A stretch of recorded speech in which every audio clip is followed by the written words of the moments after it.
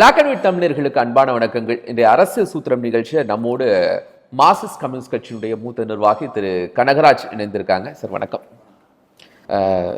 சீமான் பெரியார் குறித்த விமர்சனத்தை முன்வைத்திருக்கிறார். அதில் உங்களுடைய பார்வை என்ன? மகாத்மா காந்திகிட்ட ஒரு கேள்வி கேட்குறாங்க. நீங்கள் வெவ்வேறு காலத்தில் ஒரே பிரச்சனையில் வெவ்வேறு விதமாக பதில் சொல்லியிருக்கீங்களே, இதை எப்படி எடுத்துக்கிறதுன்னு கேட்டாங்க. அதுக்கு அவர் பதில் சொன்னார், இல்லைங்க, 2 காரணத்தினால் இது மாறுபடும். ஒன்று, அந்த பிரச்சனை குறித்து என்னுடைய புரிதல் என்னவாக இருந்ததோ அதன் அடிப்படையில் நான் சொல்கிறேன். அல்லது என்னுடைய புரிதல் நல்லா இருந்தால் கூட அப்போ எனக்கு கிடைச்ச விவரங்கள் இருக்குல்ல முன்னால், அது இது 2ம் மாற மாற ஒரே நேரத்தில் மாறினாலும் சரி, தனித்தனியாக மாறினாலும் சரி, அது மாறிக்கிட்டே இருக்கும். எனவே நான் 10 வருஷத்துக்கு முன்னால் சொன்னேன், இன்றைக்கி மாற்றக்கூடாதுன்னு சொல்லலாம். அதனால தான் நம்ம ஆட்கள் இடம் பொருள் ஏவல் தெரிந்து பேச வேண்டும் என்று சொல்லியிருக்காங்கல்ல, அது ஒன்று. இன்றைக்கி பெரியாரை இவர் ஏன் சீமான் முன்வைக்கிறார்? 1953 குடியரசு பத்திரிகையில் வந்ததாக சொல்கிறாங்க. குடியரசு பத்திரிகையில் அப்படி ஒன்று வந்திருந்தா சீமான் சொல்கிறதுல என்ன பிரச்சனை இருக்க முடியும்? அவர் என்ன சொல்கிறாரு, நீ தேசிய உடைமையாக்கு நான் சொல்கிறேன். ஏன் தேசிய உடைமையாக்குனதில் தான் நீங்கள் படிச்சிங்க, நீங்கள் ஏதோ ஒரு புத்தகத்தில் படிச்சிருக்கீங்கல்ல பெரியாருடையதை, ஏன் சொல்ல வேண்டியதானே இந்த புத்தகத்தில் பெரியார். இப்போ அவங்க சில பேர் சொன்னதை சொல்கிறாங்க. 1953 ஏதோ ஒரு மாதத்தில் ஏதோ ஒரு நாளில் வந்துச்சுன்னு சொல்கிறாங்க. அது இல்லைன்னு இன்றைக்கி பிபிசி ஃபேக்ட் செக் பண்ணி நாங்கள் பார்த்தோம், அதில் இதெல்லாம் இல்லைன்னு சொல்லிடுச்சு. அவங்க சொல்கிறாங்க, நீங்கள் சொல்லுங்கள். சொல்லாத ஒன்று இப்போ அவர் என்ன கேட்குறாரு, நீ டிஸ்ப்ரூவ் பண்ணு அப்படின்னு சொல்கிறீங்க. எப்படி டிஸ்ப்ரூவ் பண்ணலாம்? எவ்வளவு இல்லாஜிக்கல் பாருங்கள். இப்போ நான் ஒரு விஷயத்த சொல்கிறேன், இங்கே ஒரு திருட்டு நடந்தது அப்படின்னு நான் சொல்கிறேன். இல்லைன்னு நீங்கள் நிரூபிங்கன்னு சொன்னால் நான் எப்படி நிரூபிக்கிறது? நீங்கள் பார்த்தவர் தானே இதை சொல்ல வேண்டியிருக்கோம்.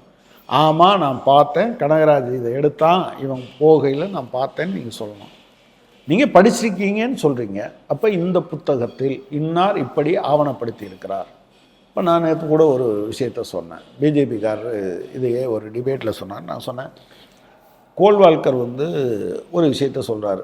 1961 குஜராத் யூனிவர்சிட்டியில் பேசுகிறார். 62 அது உங்கள் ஆர்கனைசர்லேயும் வந்திருக்கு. என்ன பிரச்சனை அவர் சொல்கிறாரு, நம்பூதிரிகள் வடநாட்டில் இருந்து வந்தாங்க கேரளாவுக்கு. ஏன் வந்தாங்கன்னா, மனுஷங்க எல்லாம் தரம் குறைஞ்சவங்களாக இருந்தாங்க. எனவே நம்பூதிரி சமூகத்தில் இருக்கக்கூடிய தலைமகன் அங்கே இருக்கக்கூடிய வைசியர், சத்திரியர், சூத்திர குடும்பத்திலேருந்து தான் கல்யாணம் பண்ணுவாங்க. அது கிராஸ் பாலினேஷன் மாதிரி அறிவுள்ள திறமையுள்ள குழந்தைகள் பிறக்கும். அதே போல் எந்த பெண் திருமணம் செய்து கொண்டாலும் சரி, அவளுடைய முதல் குழந்தை நம்பூதிரியின் குழந்தையாகத்தான் இருக்கும், அதுக்கடுத்தான் கணவனோட தான் இருக்கும். இப்படி ஒரு வழக்கம் இருந்தது. இன்றைக்கி அதை விபச்சாரம்னு சொல்லுவாங்க. அது இருந்ததுனால தான் அவங்க அறிவாளியாக இருக்கான்னு யார் சொல்லியிருக்கா? கோல்வால்கர் சொல்லியிருக்கார், டாக்குமெண்டட்.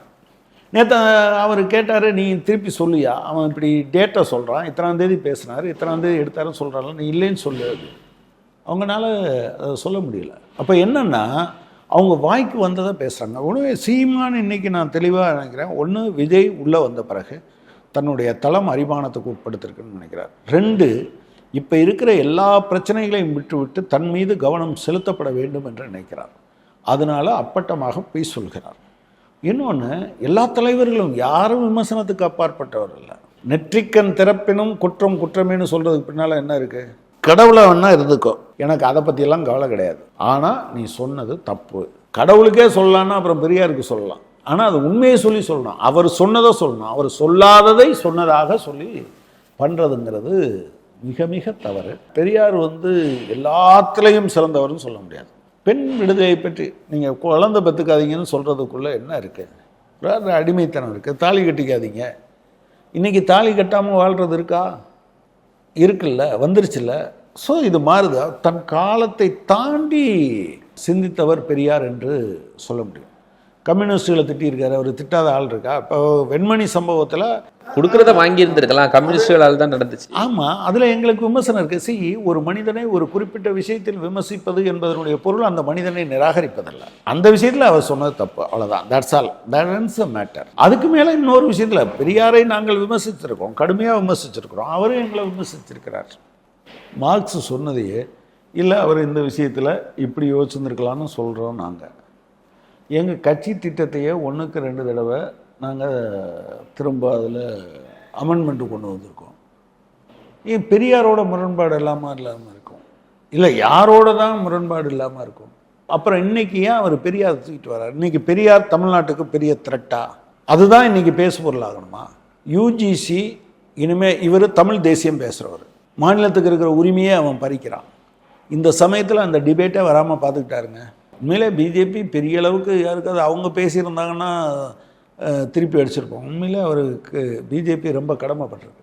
இந்த இடைத்தேர்தலை பொறுத்த வரைக்கும் திமுக, கம்யூனிஸ்ட், விசிக எல்லா கூட்டணி கட்சிகளுக்கு எதிராக நின்று தேர்தலை சந்திக்கக்கூடியது நாம் தமிழர் வேட்பாளர். உங்களுக்கு பிரதான எதிர்கட்சி யாரும் போட்டியிடல, நாம் தமிழரோட தான் சந்திக்கணும் அவ்வளோ பேரும் அப்படிங்கிற சூழல் உருவாயிடுச்சு. இல்லை, எனக்கு அது அப்படித்தான்னு நான் நினைக்கல. நாம் தமிழர் நான் சொல்கிறேன், இந்த தடவை போய் அவர் எப்படி போன தடவை கடைசி நேரத்தில் பேசினார், இந்த தடவை போய் அருந்ததியர் உள்ஒதுக்கீடு தப்புன்னு அவரை இந்த தடவை பேச சொல்லுங்கள் பார்க்கலாம். தைரியம் இருந்தால் பேச சொல்லுங்கள். உங்களுக்கு இப்போ அவருக்கு தைரியம் இருக்குல்ல. அவரோட போட்டியிடுறதை எப்படி பார்க்குறீங்க? இந்த முறை இடைத்தேர்தலில் இங்கே அத்தனை பேரும் சேர்ந்து நாம் தமிழருக்கு எதிராக தான் பிரச்சாரமே செய்யணும், நாம் தமிழருக்கு தான் பதில் சொல்லணும். இதுவே தப்பு தாங்க. அவருக்கு போய் ஏங்க பதில் சொல்லிக்கிட்டு அவர் முக்கிய கத்துறது மாதிரியா? உலகத்தில் என்ன அவரே சொல்கிறாரு, நான் போனேன், பிரபாகரனை பார்த்தேன், அவர் தான் சொன்னார், அவர் சொன்னதை தான் அமுல்படுத்துகிறோம், அண்ணாதுரை அமுல்படுத்தினார், அதுக்கு பின்னால் வந்தவங்க அமுல்படுத்தலைன்னு சொன்னார், எனவே நாங்கள் பெரியாரை ஆதரிச்சோம்னாரு. யார்? பிரபாகரனை பார்த்த பிறகு. இப்போ என்ன சொல்கிறாரு, அவர் ஒரு நாளைக்கு ஒன்று பேசுவார், அவர் எதுலையாவது ஒன்று ஃபிக்ஸடாக இருந்திருக்காரா? இந்த தேர்தல் அறிக்கையை நீங்கள் படித்து பார்த்தீங்களா? ரொம்ப இன்ட்ரெஸ்டிங்காக இருக்கும். அதாவது குடியரசுத் தலைவருக்கு அதிகாரம் இல்லையா, அதனால் என்ன செய்யணும்னா இந்தியா முழுவதும் ஓட்டு போட்டு குடியரசுத் தலைவராக தேர்ந்தெடுக்கணும். இப்போவாவது எம்எல்ஏக்களும் எம்பிக்களும் ஓட்டு போடுறாங்க, எல்லாரும் சேர்ந்து ஓட்டு போட்டால் அவர் பிரதமரை விட பெரிய ஆளாயிருவாங்களா? ஒவ்வொரு தேசிய இனத்துக்கும் பிரதமரை அப்படியே ரொட்டேட் பண்ணணுமா? உங்களுக்கு எப்போ வந்து சேரும்? சரி, அப்படி பார்த்தா உத்தரப்பிரதேசத்தை சேர்ந்து எத்தனை பேர் பிரதமர் ஆகியிருக்காங்க? உத்தரப்பிரதேசம் செழிச்சிருந்துச்சா? தமிழ்நாட்டை சேர்ந்த யாராவது பிரதமராக வந்திருக்காங்களா? ரொம்ப காமெடியாக நிறைய எழுதியிருக்கார். நாங்கள் அது என்னது வரவுக்கு தகுந்த மாதிரி பிரித்து கொடுக்க வேண்டும். சரி, அது சென்டர்லேருந்து பிரித்து கொடுத்தா கரெக்டு. ஸ்டேட்லேருந்து பிரித்து கொடுக்கும்போது ராம்நாடுக்கு எவ்வளோ கொடுப்பீங்க? சென்னைக்கு எவ்வளோ வருதோ அதை சென்னைக்கும், ராம்நாடுக்கு எவ்வளோ வருதோ அதை ராம்நாடுக்கும் கொடுத்தீங்கன்னா அப்படியே நின்றாதா? ஏங்க அவர் தோன்றதை எழுதுவாருங்க. அவரோட தான் நீங்கள் இப்போ களத்தில் நீங்கள் பிரதானமாக ஒரு கருத்தியல் ரீதியில் பாஜகவோடையோ இல்லைன்னா இங்கே பிரதானமாக அண்ணா திராவிட முன்னேற்ற கழகத்திலையோ யாரும் நிற்கலைன்ட்டாங்க. அவர் ப்ராக்சி தானே. யாரோட ப்ராக்சி? அதிமுக ப்ராக்சியா பாஜக ப்ராக்சி? பாஜக ப்ராக்சி. அதிமுகவுடைய ப்ராக்சி இல்லையா சார்? அது அப்போ இருந்தார். இலை மலர்ந்தால் ஈழம் மலரும் சொன்னார்ல, அப்போ இருந்தார். இப்போ அவரை பொறுத்தளவில் நேற்று அவங்க சொல்லியிருக்காங்கல்ல, நாங்கள் சொன்னதை விடுங்க. திரு தமிழிசை சவுந்தரராஜன் என்ன சொல்லியிருக்காங்க, எங்களோட டீம் பார்ட்னர். அவர் ரெஃப்யூட் பண்ணுமா இல்லையா? இது தப்புங்க, ஏங்க இப்படி சொன்னீங்கன்னு கேட்டார் அவர். டீம் பார்ட்னர்னு அவங்க டிக்ளேர் பண்ணிட்டாங்க. நாங்கள் செய்ய வேண்டிய வேலையை அவர் செஞ்சுக்கிட்டு இருக்காரு, நாங்கள் என்றைக்குனாலும் எங்கிட்ட வருவாங்கன்னு சொன்னோம். இவங்க என்ன சொல்லியிருக்காங்க, இந்து முன்னணி என்ன சொல்லியிருக்காங்க, அவரை பாராட்டியிருக்காங்க. ஒரே ஃப்ரீக்குவென்சியில் அவங்க ரெண்டு பேரும் பேசியிருக்காங்க. பேசட்டும். இல்லை, நான் என்ன சொல்கிறேன்னா, நான் மற்றவங்க மாதிரி ஜென்ரலைஸ் பண்ணியெல்லாம் அதை சொல்லலை. இதை நீங்கள் அப்படியே தமிழிசை சவுந்தரராஜன் சொன்னதை எடுத்து பாருங்கள், இந்து முன்னணி சொன்னதை எடுத்து பாருங்கள். இப்போ இடையில கூட கேட்டாங்கல்ல, ஆரியம் திராவிடம்னு பேசுகிறீங்க, அப்போ இந்திய தேசியம் உங்களுக்கு என்ன அப்படின்னு கேட்டால் அவங்க என்ன சொன்னாங்க, அமைதியாக இருந்தாங்க. இன்னும் சொல்ல போனால் நீங்கள் சங்கி அதுக்குன்னு அவர் சொன்ன விளக்கத்தை கூட நீங்கள் குறிப்பிட்டு சொல்லுவீங்க. ஆமாம், அவருக்கு சங்கின்னா என்ன சொல்ல, அவர் சீமான் சார், அவரை மாதிரியே கூட அவரை நான் என்னால் விமர்சிக்க முடியாது சார், விட்டுருங்க. அவர் வர்றதை தமிழக மக்கள் இந்த போக்கில் அவரை புரிந்து கொள்வார்கள் என்பதற்கு மேலே இவ்வளோ தூரம் அவரை பற்றி பேசணுமா என்பது கூட எனக்கு. மாநில கட்சியாக அங்கீகாரம் பெற்றாங்க சார். ஆமாம், அகில இந்திய அளவில் பிஜேபி தான் நம்பர் 1. ஏற்றுக்கலாமா? தவறு செய்கிறவன் வலுவாக இருக்கிறாங்கிறதுக்காக அப்போனா வலுத்தது நியாயம் என்று பொருள். நியாயமானது வலுப்பெற வேண்டும் என்பதற்கு பதிலாக வலுத்தது நியாயம் என்று பொருள். பிரிட்டிஷ்காரன் உலகத்தையே தான் ஆண்டுகிட்டு இருந்தான், உங்கள் நாட்டை ஆளை விட்டுட்டு போகிறதுல உங்களுக்கு என்ன பிரச்சனை இல்லையா? வலுத்தது வாழும், வலுத்தது நியாயம், வல்லான் வகுத்ததே வாய்க்கால், உதயப்பர் சொல்வதெல்லாம் நியாயம், இப்படி எடுத்துக்கலாமா? அப்புறம் என்ன பிறப்புக்கும் எல்லா உயிருக்கும்? பிறப்புக்கும் எல்லா உயிருக்குமே யாருக்கு சொல்கிறாங்கன்னு எனக்கெல்லாம் தெரிய மாட்டேங்குது. அந்த பக்கம் போனால் அருந்ததியை விரட்டி விட்டுறது, இந்த பக்கம் போனால் இஸ்லாமியரை திட்டுறது, கிறிஸ்தவர்கள் ஓட்டு போடலைன்னா கிறிஸ்தவர்களை திட்டுறது. சார், அவருக்கு என்ன பாலிசி இருக்குது? உங்களுக்கு ஓட்டு போடலைன்னா கிறிஸ்தவர்களையும் இஸ்லாமியர்களையும் திட்டுவார். தப்பாக திட்டோமோ, பெரியாருக்கு இஸ்லாமியர்களை திட்டாருன்னு எடுத்துகிட்டு வருவார். ஒரு நேரம் நினச்சா அதுன்னு தெரியாது, அதுக்கு ஒரு உறவெல்லாம் சொல்லுவார். அவை பாட்டி, முப்பாட்டன் முருகன், எங்கள் தாத்தா அவர், எங்கள் பெரியப்பா இவர், எங்கள் சித்தப்பா அவர். தலைவர் தானே, லெட்டியும் சே ஆக்சுவலாக அந்த டிபேட்டே எனக்கு தமிழ்நாட்டினுடைய ஒட்டுமொத்த சூழலையும் மிகப்பெரிய மாசுபடுத்துகிற வேலையை சீமான் செய்கிறார். வேலை வாய்ப்பை பற்றி பேசட்டுங்க. ஏங்க, நீங்கள் தமிழ் தேசியம் பேசுகிறவங்க தானே, மாநில உரிமைகள் மீது ஒரு தாக்குதல் நடக்குதுல்ல, நீங்கள் என்ன பண்ணியிருக்கீங்க? இதில் முக்கி கத்துறாருல, அதில் நீங்கள் என்னைக்காவது முக்கியிருக்காரான்னு கேளுங்க. 100 நாள் வேலையில் உங்களுக்கு என்ன பிரச்சனை? பெருமுதலாளிகள் கடனை ரத்து பண்ணதை நீங்கள் ஒரு நாளும் சொல்லலை. 100 நாள் வேலை மொத்தமே இந்தியா முழுவதுக்கும் 85,000 கோடி ஒதுக்கியிருக்கான். ஒரு வருஷத்தில் 85,000 கோடி இந்தியாவில் இருக்கக்கூடிய இவ்வளோ பெரிய மக்களுக்கு கொடுக்கறத அவங்கெல்லாம் சும்மா போய் உட்காந்துட்டு, அது அவருக்கு தெரியாது. அது வேலை உத்தரவாத சட்டம் தான். இதை கரெக்டாக ஒருத்தன் வேலையை உங்களால் கொடுக்க முடியலன்னா கூட 15 நாளைக்கு முன்னால் அவர் ரெப்ரசன்ட் பண்ணால் அவருக்கு வேலை கொடுக்கணும், இல்லைன்னா வீட்டில் உட்கார வச்சு சம்பளம் கொடுக்கணும்.